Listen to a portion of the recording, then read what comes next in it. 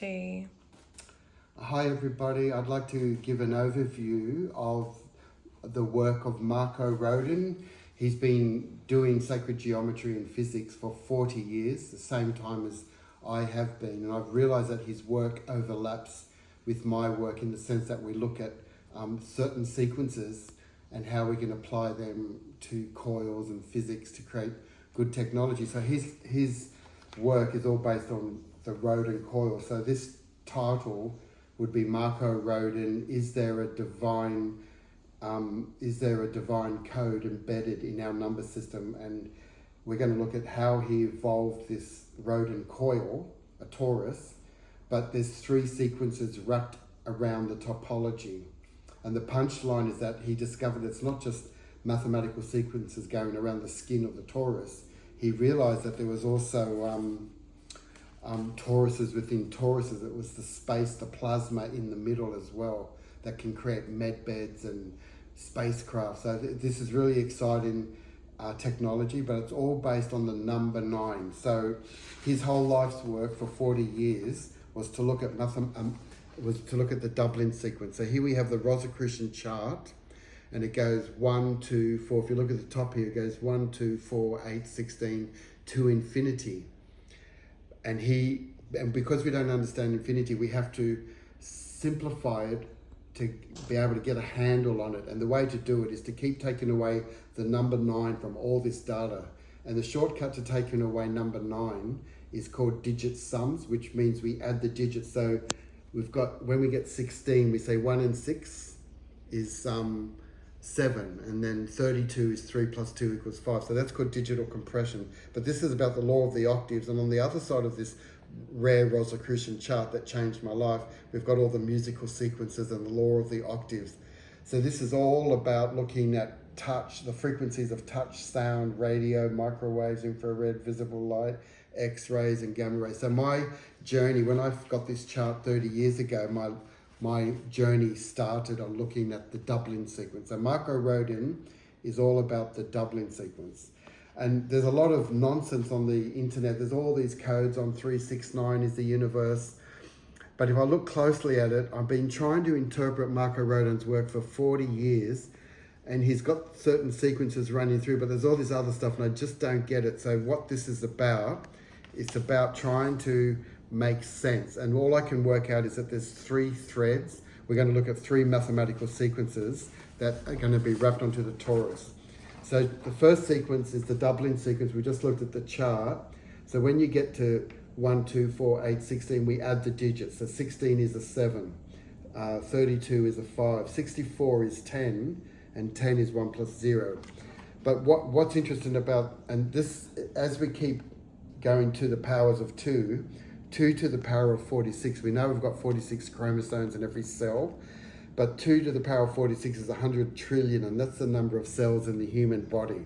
So this is all in the powers of 2. But there was an Egyptian creation myth that said, I am 1 that transforms into 2. I am 2 that transforms into 4.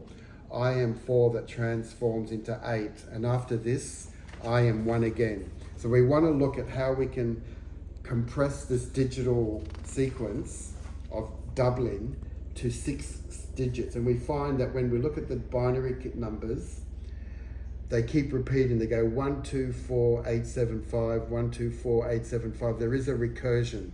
And that's what's important.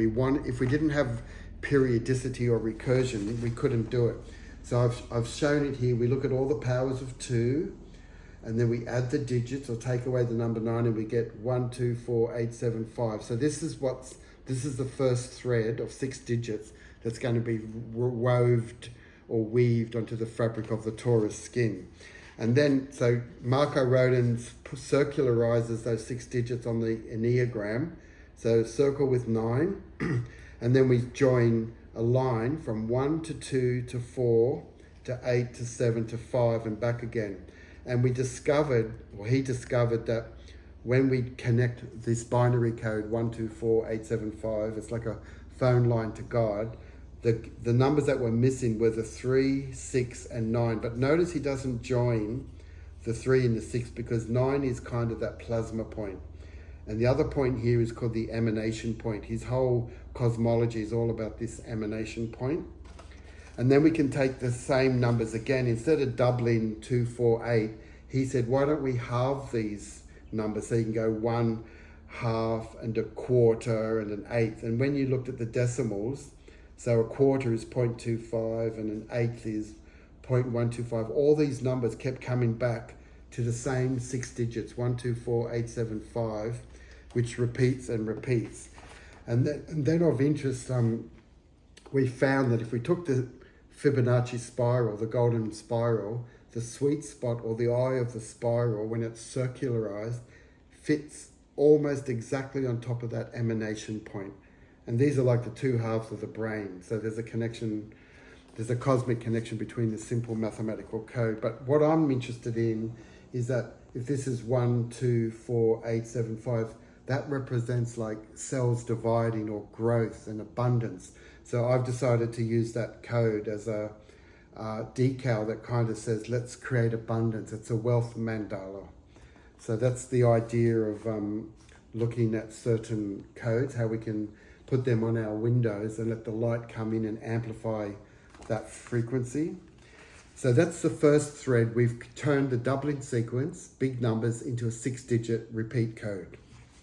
And then the second thread is called the multiplication table. So there's the binary doubling circuits. And if your 1 times table goes 1, 2, 3, 4, 5, 6, 7, 8, 9. We know that. But when you look at the 8 times table, if you went 8, 16, 24, 32 and kept compressing them down to single digits, it's a reverse of the 1. So the 8 times table goes 8, 7, 6, 5, 4, 3, 2, 1. And then if you look at the 2s and the 7s, they're mirror images. The 3 times table goes 3, 6, 9, 3, 6, 9. But the 6 times goes the other way, 6, 3, 9. And the 4 and the 5. But notice they all add up to 9, the pairs. So 4 and 5 is 9. 3s and 6s are 9. 2 and 7, 1 and 8. It's all about the number 9. And this is important because we just found that the universe is all about pairing and reversibility and mirror imaging. So I have whole courses just on the multiplication table, double digits, reduced to single digits. And this is part of the Rodin coil, the key to future technology. But if I looked at all the ones, so if I said, look, there's a 1, there's a 1. If I joined all the ones, the 6 ones, and there's also, if I joined all the 8s, let's see what happens. But this is called the art of number. When we join all the ones, that looks like this pattern, and when we join all the 8s, it's a mirror image, and we superimpose them, and that pattern is identical to the atomic structure of platinum crystal.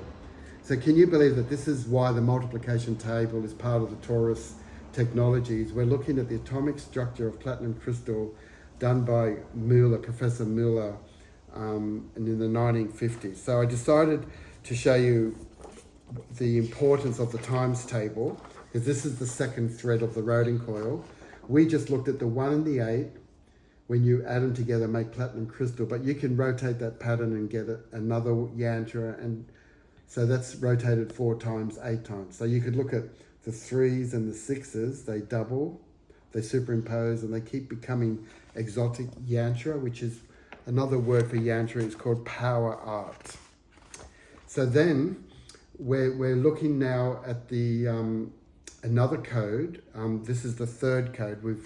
So code 1 was doubling. The second code was reducing the times table down to single digits. But the third important thread is when we look at the Fibonacci sequence. I don't have the numbers, but when you reduce the Fibonacci numbers, they go 1, 1, 2, 3, 5, 8, 24 digits in a circle.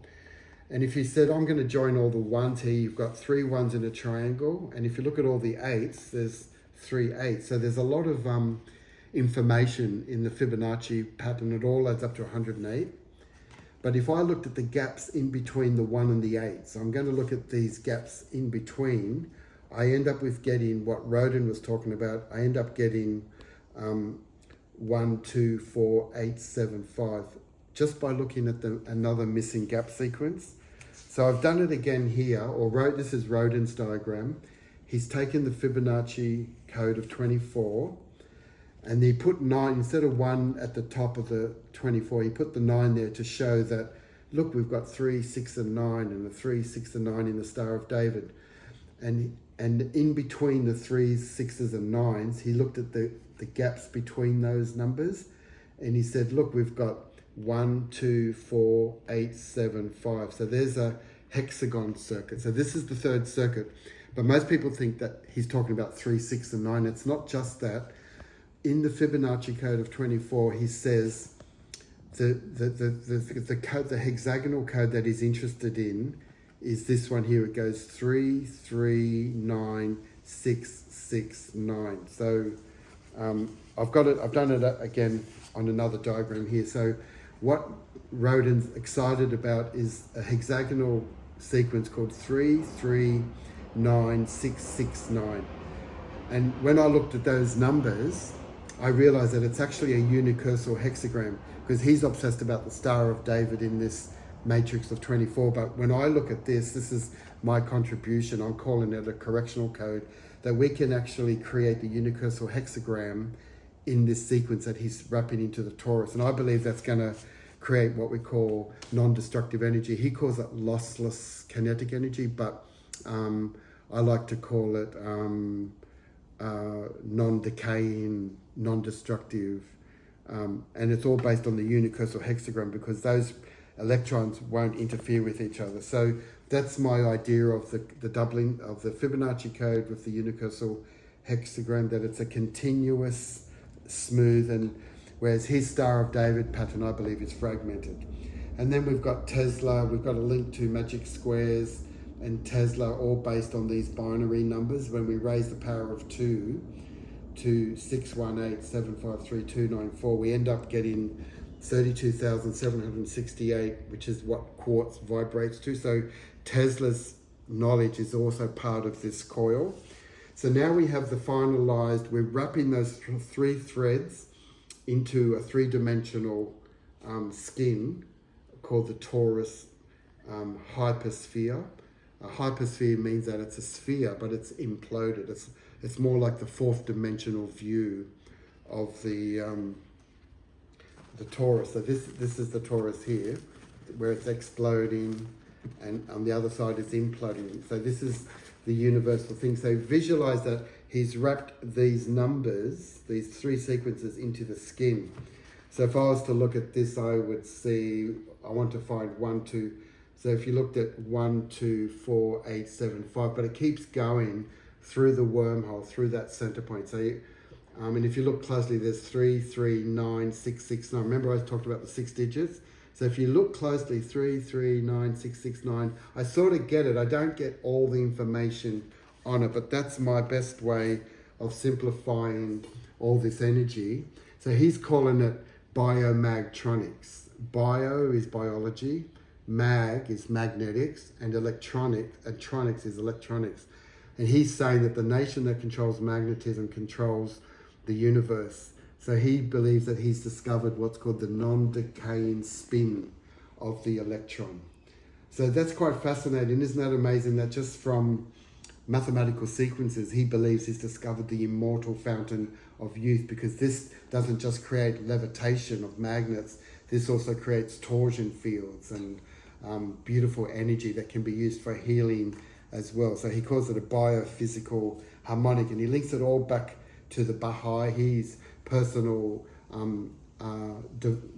teacher was from Arabia hundreds of years ago, called Baha'u'llah, and they formed the Baha'i faith. And Baha'i is all about there should be one language on the world, one religion where we all honor each other's belief systems, and so he calls it like a universal religion. So he believes that all this knowledge that I've just talked about was transmitted to him through his Islamic teacher, Baha'u'llah.